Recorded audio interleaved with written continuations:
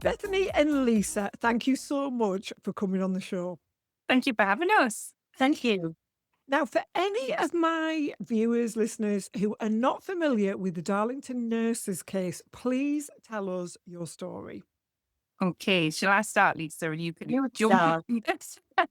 in. I always do. The usual tag team. So it kind of kicked off in summer 2023 when a male member of staff started using our changing facilities, or we became more aware of this member of staff. And a number of people started to raise concerns about it. They came to me.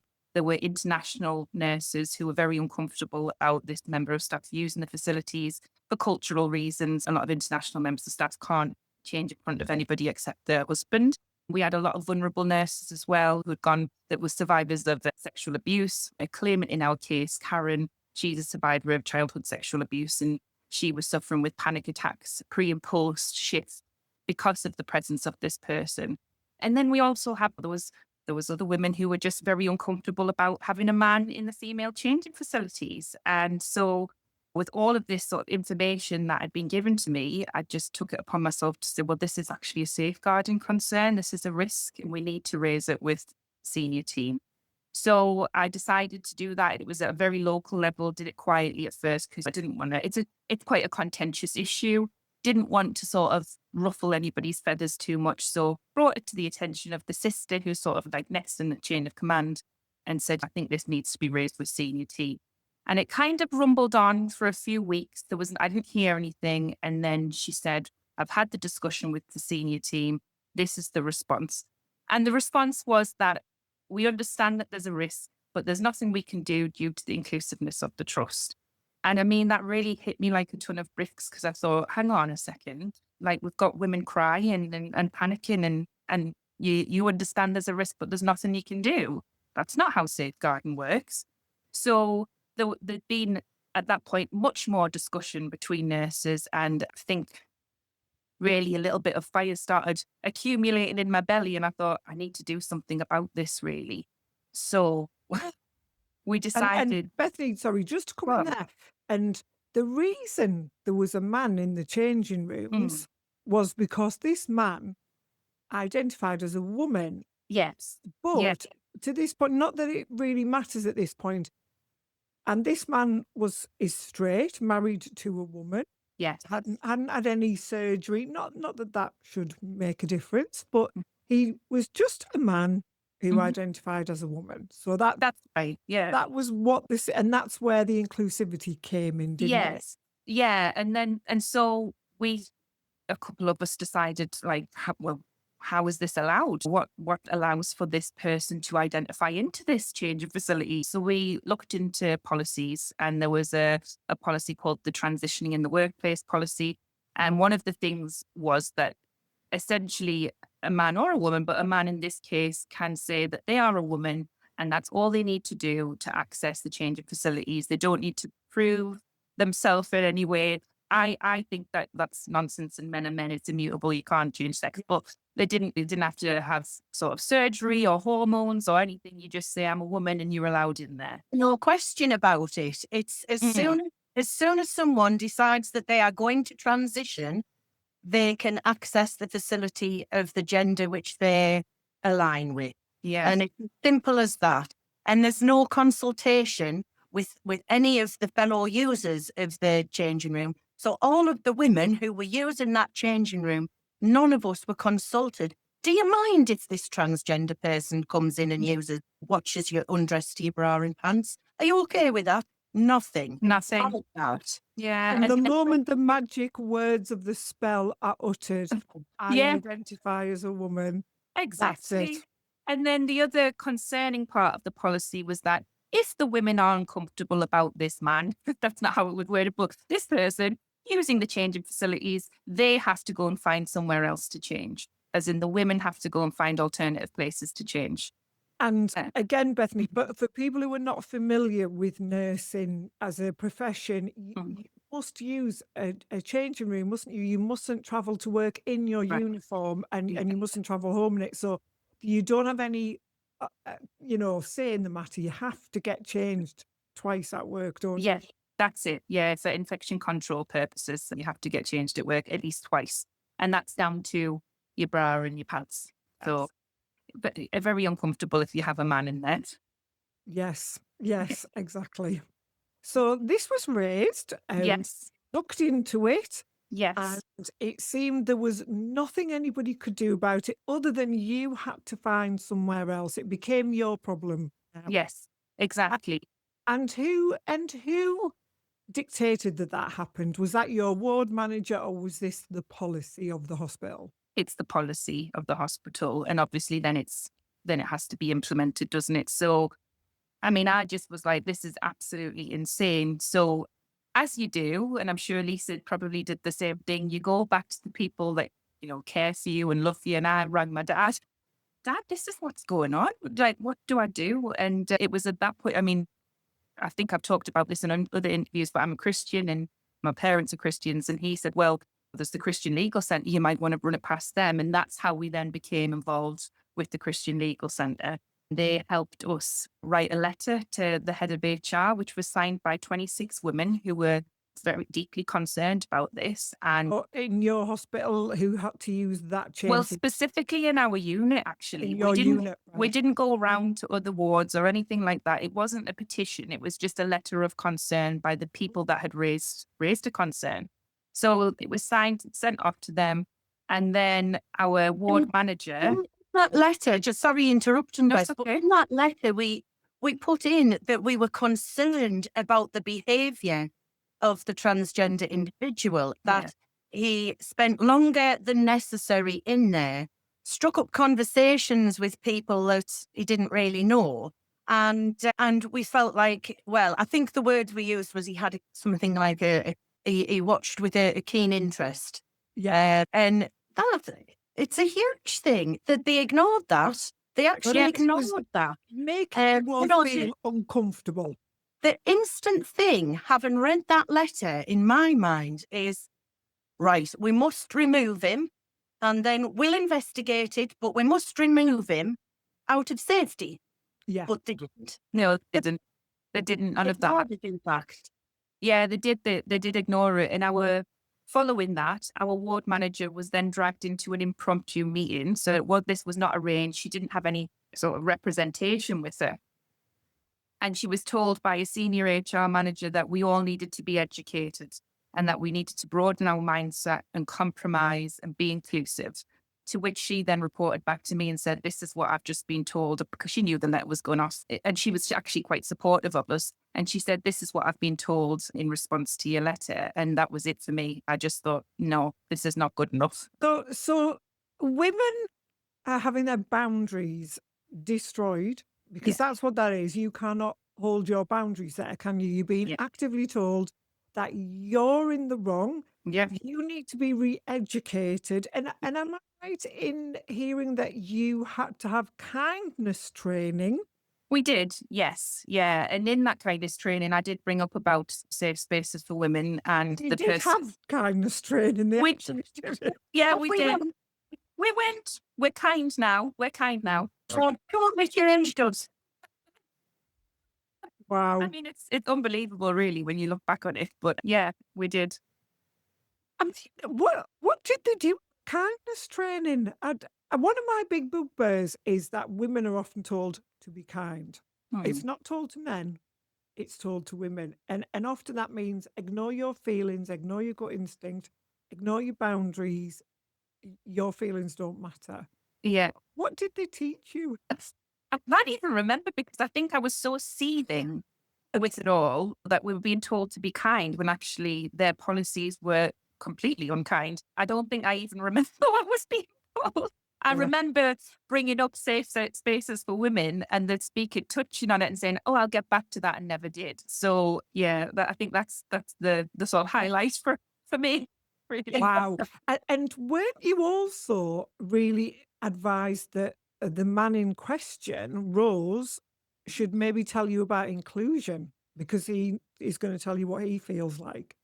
Yes, it was suggested that he would educate us on transgender issues and inclusiveness and all that sort of stuff, which I think that's absolutely appalling. Yeah, it It is. So how long was this going on for? So when you were told you would have to make other arrangements, what happened about the changing rooms? The man roles stayed in the female changing facilities with the showers and the lockers and everything. Yeah. What happened to the women who didn't want to share that space? Yeah, so we had this, it's just crazy to look back on it really. So we had sort of launched legal action by, was it May 2024? Yeah. Yeah, and prior to that, we'd had a HR meeting with this woman who told us that we needed to be inclusive and broaden our mindset and educate. So we'd had a meeting with her. It was very clear in that meeting that they were not going to do anything and that they were very much in support of roles. And I think there'd be rumblings of sort of, are they going to contact legal people or whatever? There'd been rumblings. And so she tried to put us off that. And it was a bit sort of like flexing her HR muscles. Don't you dare do this because people will lose their jobs and they might sue you and all this sort of, it was quite threatening really. So so following that, what they decided to do was to remove the women who had raised the concern and put us in a cleared out office, which had no lockers. It had absolutely nothing in it apart from a chair and a hook on the door. So all of No our belongings. shower, No Shower, shower, nothing, no. toilet. There was a toilet next door in a separate room, but not, and it opened onto a public corridor where people could look in if you opened the door. It wasn't private, it was uncomfortable, it was crowded and totally, totally inappropriate. And it also was like, there's those naughty women who raised this concern. And it felt like a punishment really for actually trying to sort of do some safeguarding. I don't know if you heard this part as well, that it came out in court, in all the paperwork and what have you, and the disclosure. That had been a manager's office, and they were supposed to. There was work needed to be done to make sure that it was actually suitable to be used as a changing room. So, like fire regulations. And our senior, like it was one of the directors of nursing, she said, "Oh, we can't justify spending £9,000 on doing that." But they have justified spending 600 and was it £3 or was it £7? Three. 603 on the whole tribunal. So £603,000 was spent defending their position, that you were all in the wrong. And looking at the dates that you're talking about here, the Supreme Court ruling was also in question. And had it been ratified, the law, like clarified at that point? Yeah, it had just. The ruling was like April. Was it April the 15th? April, yeah. I mean, when that ruling came in, we were all there was me and Bethany and Tracy were all on shift, and we couldn't believe it. We were like, "Wow, is this the case over? Surely we don't need to go to court." But a few months later, there we were. Yeah. Well, they still took it to court after the Supreme Court ruling, and they still spent that money defending their position. Yeah. I mean, that is unbelievable, isn't it? Yeah. It's public spending there. It's shocking. But not $9,000 on making sure you guys were comfortable. And not even comfortable, actually. That was just a box ticking the $9,000, wasn't it? Really. And did you get some lockers eventually in the office? We got 6. And half of them didn't properly lock, really, did they? And then what? People would go home and lock them, and then with them. And then you were like, there was one day I'd put my clothes in, and somebody had used the same locker, locked it, and tittled up with it. So it was a nightmare. It was an absolute pain. But the worst bit was you literally had to hide behind the door. You stripped off, so you stood there in your bra, and then you would hear somebody coming along the corridor, and you're like scuttling behind the door because as soon as it opened, you were on display. I think one of the things. Or you'll cry. No, I know. I think one of the things that they used to justify this as well was that they'd provided us with there was a single cubicle in a meeting room. So this meeting room obviously held for meetings, but interviews, HR things, baby showers. We do something called a huddle where we group together to discuss what's going on with the patients in the ward and things. And so this cubicle, you couldn't access it because you're not going to interrupt an HR meeting or an interview or a meeting to go and get changed. So it was absolutely bonkers.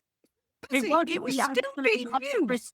It was at the opposite end of the ward as well. So they were expecting us to come in at the top end of the ward, use this little cubicle, then carry all our clothes and shoes and bags down to the bottom end to put them in the locker. And then obviously at the end of your shift, go and collect all your belongings, go up to the other changing room, get changed, and then go back down, take your shoes or whatever with you.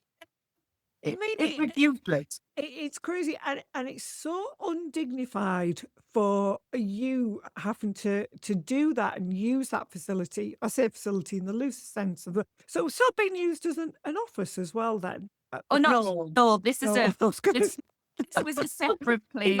oh right, Yeah, right. this was a separate place. So, I mean, at this point, anybody listening to this conversation, if they are still following, because it does sound so implausible, the obvious solution to this, as we say, nobody minds what anybody else wants to do, wants to identify as. It doesn't, as long as it doesn't affect anybody else and you're not hurting anybody, nobody really minds, do they?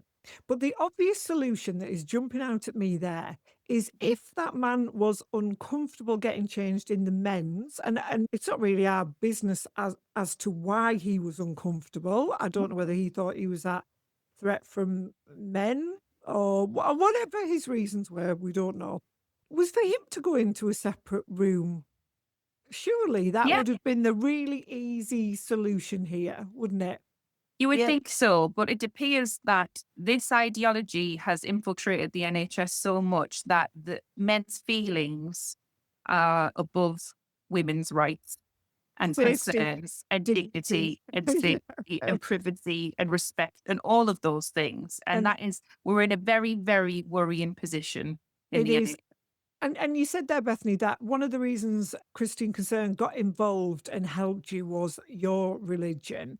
Yeah. Lisa, you were a member of Unison. So that was your union you've been a member of for many years, hadn't you? Oh, yeah. So you didn't get any help from Unison, did you? The unions were created to protect workers' rights Right. and uphold safe working environments for people at work. So tell me what happened with Unison. So we'd obviously already contacted Christian Concern, and we were being supported by them, and we'd already taken the legal action. But then we did discuss it with the legal team, and they said it is worth trying to sort of speak to your union rep. So I got the number for this bloke called Ronnie Nicholson, who was supposedly our union rep in the hospital, and I rang and I got no answer. And I've tried a couple of times. So then I got his email. I sent him an email and I just said, "Oh, hi, Ronnie. I understand you're the union rep for me. I'd like to speak to you about something. Can you get back to me? Is this the correct number for you? Blah, blah." And I just got no response, none whatsoever. And then it was like maybe it's a couple of months later. What happened was Rose he'd been kind of on special leave and stuff. And he'd been advised that he should fill in a resolution form against us for our letter. So the trust were actioning a resolution for our complaint, but then this Rose then was invited to do his own resolution. And it turned out it was the union rep who'd suggested it. So that came out in the disclosure as well. So Ronnie had actually said to Rose, "Why don't you fill a resolution form in against this lot for harassing you?" So then we were given this form to say that because of his protected characteristics, he felt bullied. He just used all the keywords that you tend to hear. And made this complaint about the 26 women who'd signed the letter, which then put the 26 women into a bit of a panic because there was then threatened that they were going to be possibly disciplined, that they would have to have a meeting with HR and some independent investigator. So a lot of these women then were like so frightened, and they were frightened for their jobs, that they ended up withdrawing the signatures out of fear. And the trust, it came out in court. The trust didn't actually tell them that these meetings that they were holding were actually supposed to be for a resolution for our complaint, not for Rose's. And that Rose's complaint still hasn't been investigated yet. That is just absolutely unbelievable. So Mm. I take it you terminated your membership to Unison. Well, I'll tell you what it was. It wasn't even after that. It was after we went down and we met with Wes Streeting. And Cool. I mean, yeah, it felt like it was good at the time, but then he's done absolutely nothing since, other than, oh, sorry, I can't really do anything. And, the usual kicking the can down the street. But yeah, so we'd met with Wes Streeting and that went in the newspaper. And then it was the president of Unison at the time, who was Steve North, who I understand has been suspended. I'm not sure what for now, but he'd actually tweeted how disappointing another politician pandering to these anti-trans bullies. No, anti-trans bigots, was it? I can't remember. Bigot. Anyway, so his Twitter account, I think he had to close it down because he was absolutely attacked by women who were so disgusted. And so it was the next day after that, I was like, on the phone. Yeah, of course. Cancel my membership, please. We see these patterns, don't we, of, again, when women try to assert their boundaries and our hard fought for rights, that it reverts to name calling, really nasty nurse, bigot, Nazi, whatever, inserts to try and shut you down. And you see that same bullying tactics then from the trust, who are trying to shut the women down, get them to withdraw their complaints. Again, it's really shameful behaviour from the NHS, isn't it? So talk to me about when all of this was going on and you were going into this changing space, and you knew that Rose was going into the female changing room still. How did you feel when you get home at night at the end of a long day? Did you ever feel like giving up and just, did you think, are we wrong? Like, or did you feel like, no, we've got to see this through? I think Did you? I think you were just very solid in your stance. I think for me, after that first sort of, we sent the letter, and then Claire was told that she's our Band 7 sister. She was told we had to be more inclusive and that we needed educating and And I think for me, I actually did think, oh, it's me. I'm the problem. There's something wrong with me. And for a brief, I mean, it was brief, but for a brief time, I did feel like, oh, there's nothing we can do. I'm just going to have to try and accept it. But then obviously, after speaking to Beth, she was just like, that's absolute crap. And that's the word she used, but how dare they? And then I kind of started to realise, how dare they tell me how I should feel getting changed in front of a man? How dare they tell me that this transgender person is going to educate us? How dare they? It's such an insult when I look back, but I'm just I think I'm probably just a bit weak sometimes and easily no, but you're shaking your head, Beth, but I am sort of like, I'm easy sort of convinced I'm wrong. I think it's almost like an institutional thing where you go along with the policies. You're like, oh, well, they're above us in the hierarchy, so they must be right. And I think for me, it was like, hang on a second, we need to wake up and be like, actually, we don't have to go along with this. We need to realize that we do have a voice and look at it from a different perspective, that actually we aren't the unkind ones for raising this. We are entitled to a safe space and privacy and dignity, as is everybody, but that it wasn't we weren't the problem in this. We were not the problem in this. It was the policy that was the issue. And we needed to speak up about it. Had to be challenged. It's difficult. It's like gaslighting on a grand scale, actually, isn't it? That you look around and everybody seems to be against you. Yeah. And it's really difficult that for you to doubt yourself, but stay strong in it. And actually, Beth, you were saying that your Christian belief, unfortunately, one of your colleagues had suffered sexual abuse as a child as well. Yeah. One of the conversations that does come up around this a lot is that they are very important points, of course they are. But ultimately, women do not have to explain why we don't want to get undressed in front of men. Some women actually don't like to get undressed in front of other women, Yeah. even their partners, lights off. And some people are really shy, and nobody has to explain Yeah. why that is. There's another really interesting aspect to this, and it's about the nature of your work, being nurses. And I know nurses, I've got medical family. There's a real camaraderie around women. And when you've had a tough shift, a long day on your feet, and in that changing room, when you're switching over your shifts and what have you, there's a moment of decompression for women, isn't there? Where you Yeah. just want a bit of girl time, actually, and you are very entitled to have that. So to take the argument away from we shouldn't have to use religion and male violence against women as a reason to assert our boundaries and our rights, it should also be that actually I want to speak to women at the end of my shift. I don't want to have to watch what I say. I want to speak freely with the girls. Yeah. Yeah, I agree with that. I think that's true. But I also think that the other side of it is that you're absolutely knackered after a shift and you just want to get out of there and change without a man in there. Yes. So there's that as well. I mean, there's not a lot of locker room there is some, but there's not a lot of locker room banter, if you want to call it that. Because you're absolutely shattered and you've got lives to go home to. I've got 2 small children. I'm like, right, I'm out of there. I've got to go and do the school pickup and get ready for tea and bedtime and all. So there's that as well. And you don't want any other stresses to have to deal with. You're already. You don't have to look behind you.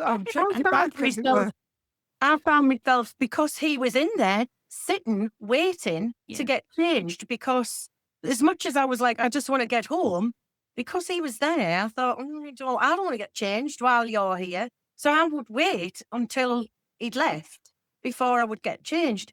And it's like delaying me getting away because he was there. And he was never in a hurry. Yeah. You know, I do personally feel like, from personal experience, with the times that I did see him in there, he did linger. I'm getting that vibe. Yeah. There was this kind of like, he was in no hurry. He was quite enjoying just chatting, and it just made me incredibly uncomfortable. In some respects, part of the trans ideology is that acceptance. So a lot of the theories around why men do insist on going into women's spaces is that they want everybody to join in with their delusion. It makes Validation, it validates them. Of course, that's not our responsibility to do that. And I suspect a lot of that is to do with that, isn't it? Being in that environment with women. And also there are some where they do actually get a kick out of making women feel uncomfortable as well. It's a power thing. And when we look at the way society is at the moment, I feel like we're in a bit of a misogyny epidemic. And I don't use that word lightly. I'm a strong woman. I don't look to be a victim.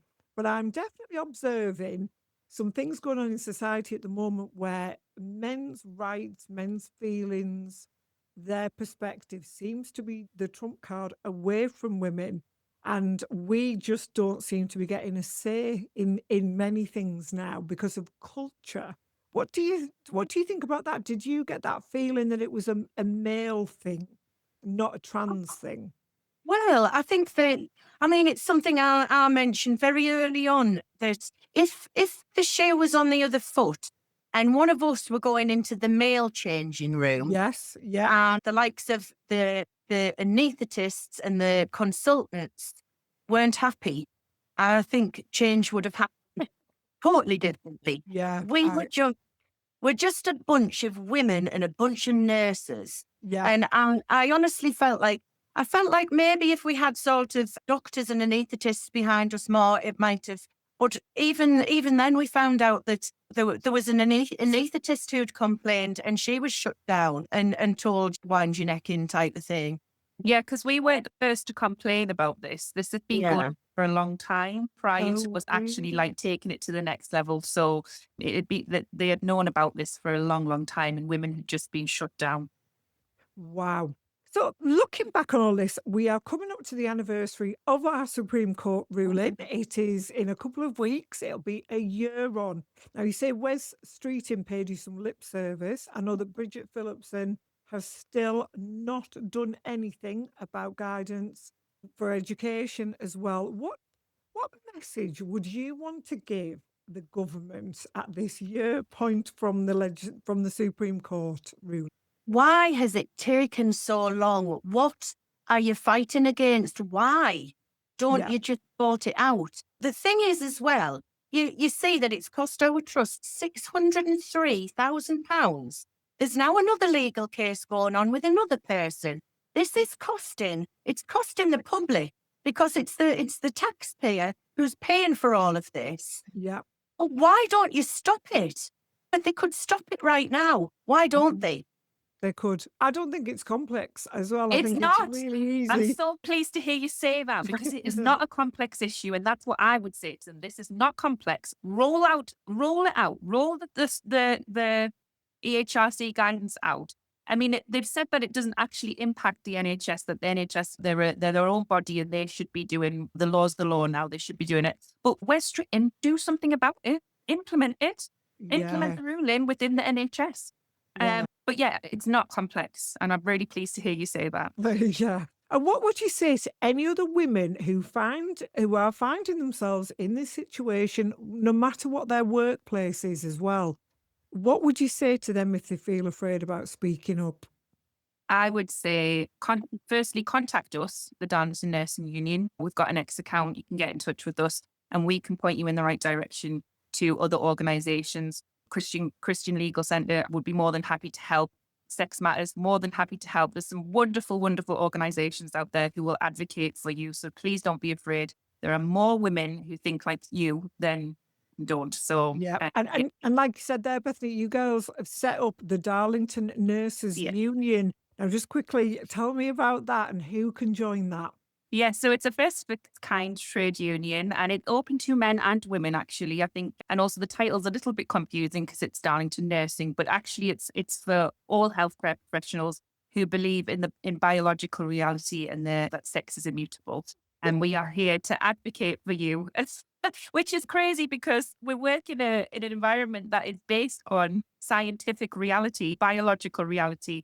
These cases are coming up more and more. We've got Sandy Peggy, bless her heart. We've got Jennifer Melly. There's the Darlington Nurses. And now we have the Faye Russell Caldicott case going on. So we are here to advocate for all types of healthcare professionals. So please do get in touch with us.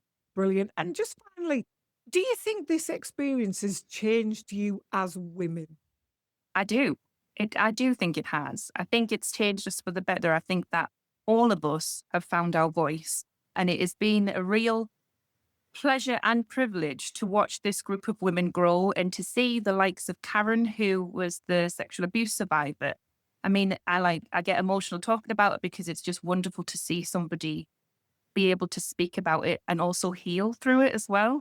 I'm getting a bit emotional. So to be part of that, it's just more than incredible. Yeah, little group. It's been such a roller coaster. There's been such lows and at different times for each of us, not to mention other family things going on in the background all the time with our lives. And so we've kind of just, each of us pulled each other back up when we've been like rock bottom. And it's kind of gone, Beth's had her down days and then I've had, and each of us have. And we've kind of stuck together and we have become really like, it's kind of friends for life, I think now. It is. Yeah. I would say also the Christian Legal Centre, they sometimes get a bad rep, but they have been amazing. The support that they've given us is second to none. I won't have a bad word said about them. There's girls in this group who aren't Christians. They don't have any. Lisa's not Christian, but they have stood by us and supported us. They've offered us things that other legal centres wouldn't offer, like counselling and they have been amazing. The team is incredible. The legal minds that have come around us and helped us, and the media, they've just been brilliant. So I'm very, very grateful to them. Christianity in action there, helping and putting their money where their mouth is. Yeah. Well, I personally want to thank you from the bottom of my heart. A lot of my girlfriends and the girls at the WRN Manchester and Cheshire department, which is where I am, we all just wanted to say an enormous thank you to you.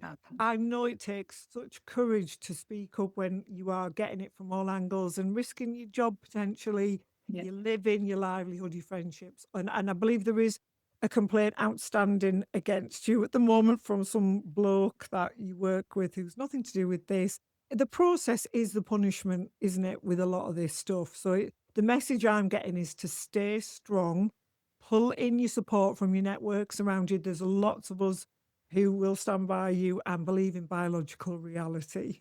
That's right. Absolutely. We have had some lovely, lovely cards of thanks and support from the Women's Rights Network group and from other women's groups. We've had such lovely supportive cards and letters. It was like they have been so uplifting. Yeah. It's like it's such a tough time as well. They started to roll in just as we were kind of kicked into that little changing room. So it made such a difference. Yeah.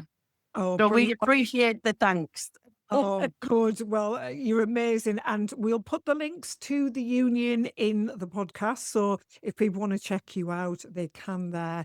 And thank you very much for taking the time out your busy days as nurses to speak to me. Thank you very much. Oh, thank you. Thanks for having us.